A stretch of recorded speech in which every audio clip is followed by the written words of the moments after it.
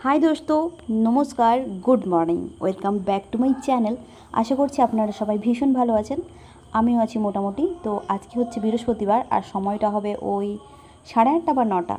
যাই হোক, ঠিক করে সময়টা দেখিনি। তো চলুন আজকের ভিডিও এখন থেকে শুরু করছি, মানে খুব তাড়াতাড়ি শুরু করছি। আপনারা সবাই সঙ্গে থাকুন, সাথে থাকুন আর শেষ পর্যন্ত দেখুন। আর শেষ পর্যন্ত দেখার পর যদি ভালো লাগে তাহলে অবশ্যই লাইক, কমেন্ট, শেয়ার করবেন। আর আমার চ্যানেলে যারা নতুন নতুন আসছেন আমার ভিডিও দেখার জন্য, আপনাদের প্রত্যেককে অনুরোধ করবো প্লিজ আমার ভিডিওগুলো শেষ পর্যন্ত দেখবেন। আর শেষ পর্যন্ত দেখার পর যদি ভালো লাগে তাহলে অবশ্যই লাইক, কমেন্ট করবেন এবং চ্যানেলটিকে সাবস্ক্রাইব করে দেবেন। তো চলুন শুরু করছি। দেখুন, আমি প্রত্যেক দিনের মতো আজকেও বসে পড়েছি দরজার সামনে সবজি কাটার জন্য। আসলে বাড়ির ভেতরটা না অন্ধকার লাগে, আর কারেন্ট চালিয়ে কত কাজ করব, যত কারেন্ট চালাবো তত বিল আসবে। সেই জন্য দরজার সামনে সুন্দর সূর্যের আলো পড়ে, এই ভাবলাম এই সূর্যের আলোতে বসে বসে সবজিগুলো কেটে নিই। এখানটায় সত্যিই খুব সুন্দর আলো পড়ে সূর্যের। এখানটায় মনে হয় আমি যেখানটায় থাকি তার মধ্যে সবথেকে সুন্দর সূর্যের আলো পড়ে এই দরজার সামনে। যখন শাক বাছতে হয় তখনও এখানেই বসে বাছি, সবজি কাটতে হয় তখনও এখানেই এখানে বসে কাটি, এবং আমার যখন মাঝে মধ্যে মন খারাপ হয় তখনও কিন্তু আমি এখানেই বসি। কিন্তু যদি বৃষ্টি না হয় তাহলেই কিন্তু এখানে বসি, বৃষ্টি হলে আমি এখানে বসি না। জোঁকের যা উপদ্রব কী আর বলবো, একদম বাড়ির ভেতরে ঢুকে যাচ্ছে। আর সত্যি কথা বলতে ছোটোবেলা থেকে না জোঁক দেখিনি বলাটা ভুল, জোঁক দেখেছি, কিন্তু এখানে যে হারে জোঁক আছে এই হারে জোঁক দেখিনি। কোনো দিন হয়তো বছরে একবার মাঠের দিকে যেতাম, ধান জমিনের দিকে যেতাম, তখন হয়তো একটা বা দুটো জোঁক দেখলাম। ঝাড়গ্রামের ওই তরফে না এরকম জোঁক নেই, আর এখানে জোঁক দেখলে ভাববেন যেন কে চাষ করেছে। আর বৃষ্টি হলে সব যেন ঘরের ভেতরের দিকে আসে। আর সামনেটাই রান্নাঘর, কোথায় জলের বালতিতে ঢুকবে, খাবারে ঢুকবে, কোথায় ঢুকবে বলা বড্ড মুশকিল। ভয় তো লাগেই আমাকে, তার মধ্যে আবার কোথাও বিছানায় উঠে যাবে না, কাপড়ে লেগে থাকবে নাকি। একদিন দেখছি মেন ঘরে, মানে যেখানে হচ্ছে আমরা ঘুমোই সেখানটায়, তারপরে কি বিশাল জোঁকটা দেখে যেন জীবনটা একদম দমটা যেন বন্ধ হয়ে গেল। সঙ্গে সঙ্গে নুন টুন দিয়ে মারলাম। সত্যি বলছি ভীষণ ভয় লাগে, এত ভয় তো লাগেই, বড্ড ঘেন্নাও লাগে জোঁক দেখলে। তারপরে মনে হয় যেন আমি আর ভাত টাত খাবো না। সেম কথাটা মাও বলছিল, এবং আমার মাও জোঁককে প্রচুর ভয় পায়। আমি তো বলি সাপ দেখলে আমার এতটা ভয় লাগে না, কিন্তু জোঁক দেখলে ভয় লাগে প্লাস ঘেন্না লাগে। আর বৃষ্টি হলে এখানটায় প্রচণ্ড জোঁক আসে। তো যাই হোক, বৃষ্টি হলে এখানটায় বসি না, এখানটায় নুন দিয়ে রাখি, ওই আয়ুর্বেদিক যে ফিনাইলটা ব্যবহার করি সেই ফিনাইল দিয়ে রাখি, নুন জল করে ঢালি, মানে ওই টাটা সল্ট, আলাদা কোনো সল্ট, লুজ সল্ট তো জানি না পাওয়া যায় কি না, তো পাইনি আমি লুজ সল্ট, ওই টাটা সল্টটা যেটা আমাদের রান্নায় টান্নায় ব্যবহার করে ওই সল্টটাই দিয়ে দিই আমি। 2-3 দিন আগে একটা জোঁক দেখলাম, ওই মানে ঝোপঝাড়ের দিকে দেখলাম একটা জোঁক, ওই একটা জোঁককে নুন দিতে গিয়ে দেখলাম চারিদিকে যখন নুনটা ছড়িয়ে গেছে দেখছি বাপরে বাপ, যা জোঁক, মানে কিলবিল করে বেরোচ্ছে। সেই কেন্ন যখন বাচ্চা দেয় যেরকম চারদিকে কিলবিল করে, ওই রকম আমার দেখে তো হয়ে গেছে। ছুট দিলাম ঘর, ছুট দিতে গিয়ে সিঁড়ির সামনে এমন পড়লাম হাঁটুটাই ব্যথা লেগে গেল। এবার আপনারাই বলুন, ভয় যদি না পেতাম তাহলে কি ছুটতাম? আর ছুটতে গিয়ে হাঁটুতে কি ব্যথা লাগতো না? বড্ড ভয় লাগে আর বড্ড ঘেন্নায় লাগে। সো যাই হোক, দরজার সামনে বসে বসে সূর্যের আলোতে সবজি কাটলাম। কি সবজি কাটলাম? আলু কাটলাম, ভেন্ডি কাটলাম আর কাঁকরোল কাটলাম। আলু, ভেন্ডি, কাঁকরোল রান্না হয় কি না জানি না, কিন্তু আমি ভাবলাম আলু, ভেন্ডি, কাঁকরোল এই তিনটে জিনিসকে একসঙ্গে মিশিয়ে সরিষা, পোস্ত, কাঁচা পেঁয়াজ, কাঁচা লঙ্কা একসঙ্গে শিলে ভালো করে বাটবো।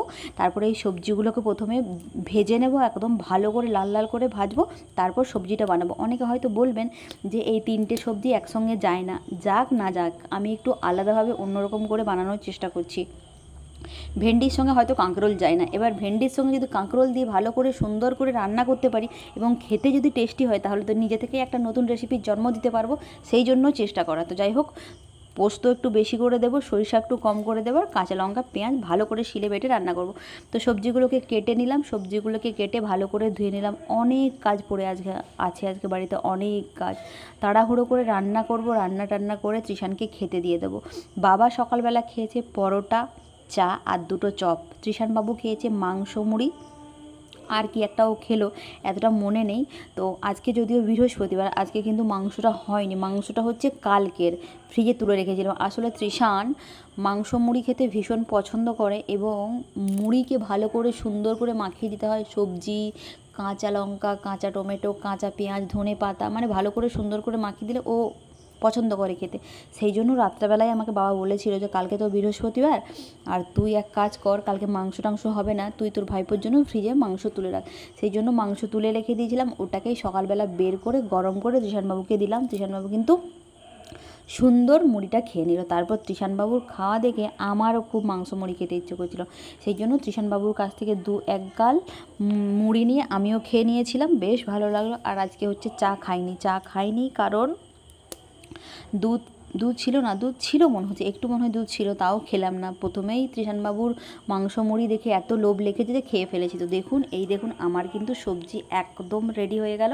একটু বেশি সবজি কি বলছে, একটু বেশি পোস্ত দিয়ে বানিয়েছি, সেই জন্য একদম ঘন ঘন হয়েছে।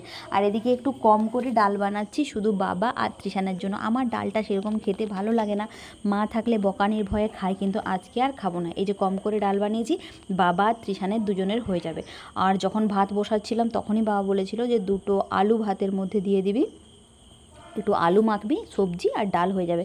আর এই দেখুন, এখানে হচ্ছে বহুদিন ধরে আমার মা মৌরালা মাছকে ফ্রিজের মধ্যে ঢুকিয়ে রেখেছিল।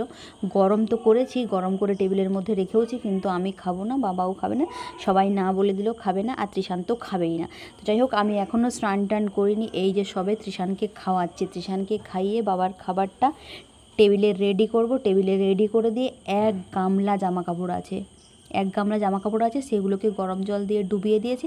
ওগুলো কাচবো, ছাদে মিলবো, তারপর হচ্ছে ঘর মুছবো, বাসন দেবো, অনেক কাজ করতে করতে করতে করতে আমার একদম সন্ধে হয়ে যাবে, আমি জানি।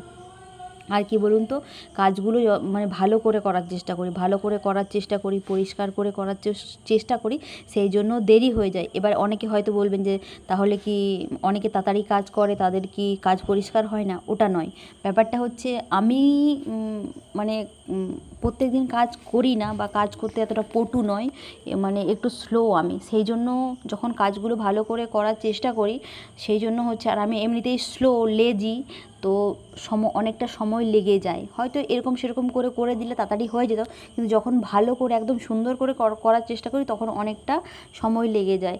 আর আসলে ছোটোবেলা থেকে না মা কখনো কাজ করায়নি, হয়তো মা কাজ করাতে চাইতো, কিন্তু আমার যে ঠাকুমা ছিল, ঠাকুমা বড্ড বকাবকি করতো মাদেরকে, এখন তোরা বাপের বাড়িতে কাজ করাবি, শ্বশুর বাড়িতে গেলে কাজ করবে, কত কাজ করবে, এখন কাজ করানোর দরকার নেই, যার যখন চাপ পড়বে সে তখন ঠিক শুনে মানে শিখে যাবে। তো ঠাকুমা কিন্তু একদম কাজ করাতে দিত না। মা হয়তো চাইতো যে আমি কাজ করি, কিন্তু ঠাকুমার ভয়ে হয়তো বলতে পারতো না জোর গলায়, এই যা তো উঠোনটা ঝাঁট দিয়ে দে, এই যা তো বাসনটা ধুয়ে দে, এই যা তো কাপড়টা কেচে দে। সত্যি ঠাকুমাকে ভীষণ মিস করি। ছোটোবেলায় যদি একটু কাজ করে থাকতাম তাহলে হয়তো এই কাজগুলো এখন মানে কাজ করাতে ওস্তাদ হয়ে যেতাম, এত সময় লাগতো না, সব কাজ তাড়াহুড়ো করে 4G 5G স্পিডে করে ফেলতাম। যদি ঘুমোতে থাকতাম না, মা ডেকে দিলে হচ্ছে ঠাকুমা বকতো, আরে ঘুমাতে দে না, উঠাচ্ছিস কেন, শ্বশুর বাড়িতে গেলে কি ঘুমোতে পাবে? আমার ঠাকুমা এই কথাগুলো খুব বলতো, খুব মনে পড়ে। এখনও অবশ্য অনেকক্ষণ ধরে শুয়ে থাকলে মা চিৎকার চেঁচামেচি করে। মা তো আমাকে প্রত্যেকটা কথাই মানে বকে, ছোটোবেলায় প্রচুর মারতো, এমন একটা দিন নেই যে দিনটা আমাকে মারেনি। আর এখন কাজ করলেও বকে, না করলেও বকে, মানে আমি যেটা করি আমার মা যেন চোখে দেখতেই পায় না যে আমি কাজ করলাম। এবং রান্না করলে কোনোদিনও প্রশংসা করে না যে ভালো হয়েছে, কিন্তু আমি আমার বাবাকে দেখেছিলাম, বাবা প্রশংসা করে, ভালো হয়েছে। অনেক বাবা ছোটো ছিলাম, অনেক ছোটো, প্রায় 7-8 বছর মতো হবে, তখন একবার টমেটো আর আলু সরিষা বাটা দিয়ে রান্না করেছিলাম, মনে আছে।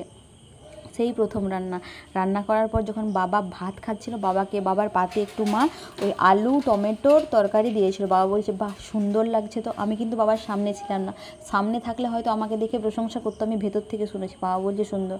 আমার মা জানি না কেন, কী ব্যাপার, তো কাজ করলেও বকে, না করলেও বকে, কিছু কাজ করলে দেখতেও পায় না যে এত কাজ করি, বাসন ধোয়া, ঘর মোছা সব করি, মা শুধু দাঁড়িয়ে দাঁড়িয়ে রান্না করে, তারপরেও প্রত্যেকটা ব্যাপারে আমাকে খুঁট ধরে বকে। তখন এত বিরক্ত লাগে, এত খারাপ লাগে যে এত করি তারপরেও নাম নেই। আর নাম করতে হবে না, কিন্তু কমসে কম বলবে তো যে হ্যাঁ করিস, বলে না, সবসময় বকতেই থাকে, কী কারণে কী জানি। এখন এখানে আছি বলে সবাই পেছনে লাগে, একটু একটু করে মানে ভালো করলেও খুঁট ধরে, খারাপ করলেও খুঁট ধরে। এমন একটা দিন আসবে না, চলে যাবো অনেক দূরে, আসবো না এখানে আর ফিরে, আর আসার ইচ্ছেও নেই। তো যাই হোক, আর এমনিতেই আমার ফজি সাহেব অনেক ভালো, অনেক ভালোবাসে, আশা করবো সবাইকে ভুলিয়ে দেবে। তো যাই হোক, এত করি, সত্যি এত করি, রাত 12টা 1টা পর্যন্ত কাজ করি, সকালবেলা এত করি, তারপরেও বকতেই থাকে। আর এত করার পরও যদি কেউ বকে না, বড্ড খারাপ লাগে। মনে হয় যদি এর থেকে আমার শ্বশুরবাড়ি হতো, শ্বশুরবাড়ির লোক বকতো তাহলে তো ঠিক আছে।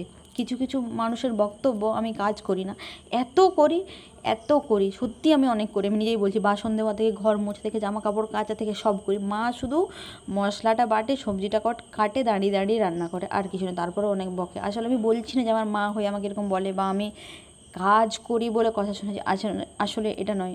অনেক করি, অনেক করার পরও সবসময় বকতেই থাকে। প্রত্যেকটা জিনিসে খুঁট ধরে, যে খুঁটটা আমার বাবা ধরে না। অনেক সময় বাবা রেগে যায় মাকে, যে হ্যাঁ তুমিই ঠিক, তুমিই ভালো, তোমার সব কিছু ঠিক। বকে তো যাই হোক, বকছে বকুক। আর কটা দিন, একটা দিন আমার জীবনে আসবেই জানি আমি, যেদিন আমি ওয়েস্ট বেঙ্গল ছেড়ে চলে যাব, আর সারা জীবনের জন্য চলে যাব, আর আসবো না। সেদিন হয়তো কিছু মানুষ বুঝবে, আরে যারা বোঝে না তারা কোনো দিনও বুঝবে না। কী আর করবো, যাই হোক, আমি অনেক কথা বলে ফেলাম। আর সত্যি আমাকে বকলে না, সবসময় একটা কাজ করছি, কাজ করার পর একটা মানুষ যদি সবসময় খ্যাঁচ খ্যাঁচ খ্যাঁচ খ্যাঁচ খ্যাঁচ খ্যাঁচ খ্যাঁচ খ্যাঁচ করতে থাকে, খারাপ লাগে। আমি থাকি, আমি জানি আমার মা প্রত্যেকটা কথাতে এটাও বলে, ত্রিশানবাবুকে বলে, তুই আছিস বলেই আসছি, তুই না থাকলে কিন্তু আসতাম না। আমার বাবাই কথাটা যদিও কোনো সময় বলে না, একমাত্র বাবাই সেই ব্যক্তি যে ব্যক্তি বলে যে আমি একা আছি, আমার কাছে কাউকে থাকতে হবে বা আমার কাছে কাউকে যেতে হবে। বা সবাই যখন চলে যায় এখান থেকে, বাবা বলে তুই কি একা থাকবি, আমি থাকি। আমি ভাবি অনেক দিন বাবা ঘর যায়নি, বাবাকে পাঠিয়ে দিই। আমি বাবাকে জোর করে পাঠাই, সেই জন্য বাবা যায়। মা বড্ড কথা শোনায়। আমি জানি আমার জন্য কেউ এখানে আসে না, সবাই ত্রিশানের জন্যই আসে। তো যাই হোক, খারাপ লাগে আমার এই জিনিসগুলো, কষ্ট হয়, কান্না পাই, কষ্ট দেয় এই জিনিসগুলো আমাকে। তো যাই হোক, অনেক কথা বললাম, অনেক কথা বলতে বলতে আমি ইমোশনাল হয়ে যাচ্ছি, কান্না পেয়ে যাচ্ছে। তো যাই হোক, আজকের ভিডিও এই পর্যন্তই। নেক্সট ভিডিওতে আপনাদের সঙ্গে আবার দেখা হবে। ততক্ষণ আপনারা ভালো থাকবেন, সুস্থ থাকবেন। আজকের ভিডিওটি ভালো লাগলে অবশ্যই লাইক, কমেন্ট, শেয়ার করবেন। চ্যানেলে যারা নতুন আসছেন, আপনাদের প্রত্যেককে অনুরোধ করবো আমার চ্যানেলটিকে সাবস্ক্রাইব করে দেবেন, ভিডিওগুলো শেষ পর্যন্ত দেখবেন। শেষ পর্যন্ত দেখার পর একটা লাইক এবং একটা কমেন্ট করবেন। তো চলুন, আজকের ভিডিও এই পর্যন্তই। নেক্সট ভিডিওতে আপনাদের প্রত্যেকের সঙ্গে আবার দেখা হচ্ছে। টাটা, গুড নাইট, ভালো থাকবেন, সুস্থ থাকবেন। আর আপনারা হয়তো ভাববেন মায়ের নামে বদনাম করছে, আসলে মায়ের নামে বদনাম করিনি। এই জিনিসগুলো আমাকে কষ্ট দেয়, বড্ড কষ্ট দেয়, সেই জন্য আমি বলে ফেলেছি। তো কারো খারাপ লাগলে সরি, হ্যাঁ, আমার কিছু করার নেই। তো sorry, sorry sorry sorry sorry সত্যি আমার কষ্ট হয়, হয়তো ভেতরটা চিরে ফেড়ে দেখানো বলে দেখাতাম যে এই জিনিসগুলো আমাকে কষ্ট দেয়, আমার খারাপ লাগে। আর এখন বেশি করে খারাপ লাগে, কারণ এখন বিয়ে হয়ে গেছে। বড্ড খারাপ লাগে। আর সবাই বিয়ের পরে মেয়েদেরকে আর বকে না, কিন্তু আমার বাড়িতে আমাকে কন্টিনিউ এখনও, আগে যা পরিস্থিতি ছিল এখনও সেম পরিস্থিতি। তো যাই হোক, এই যে এলাম, এখন 5টা, 5:30 বেজে গেছে, আর কোনো কাজ করতে ভালো লাগছে না। কিন্তু ত্রিশানবাবুর স্যার এক্ষুনি আসবেন, স্যারের জন্য চা বানাতে হবে, উঠতে হবে। তো চলুন, টাটা, নেক্সট ব্লগে দেখা হচ্ছে। আপনার সবাই ভালো থাকুন, সুস্থ থাকুন। বড্ড ক্লান্ত হয়ে গেছি, নেক্সট ব্লগে দেখা হচ্ছে। ক্লান্ত হয়ে গেছে, আর ভালো লাগছে না, আর কথা বলতে ইচ্ছে করছে না, কী বলবো না বলবো কিছু বুঝতে পারছি না। তো চলুন, টাটা, আমাকে খারাপ ভাববেন না প্লিজ। Good night, tata.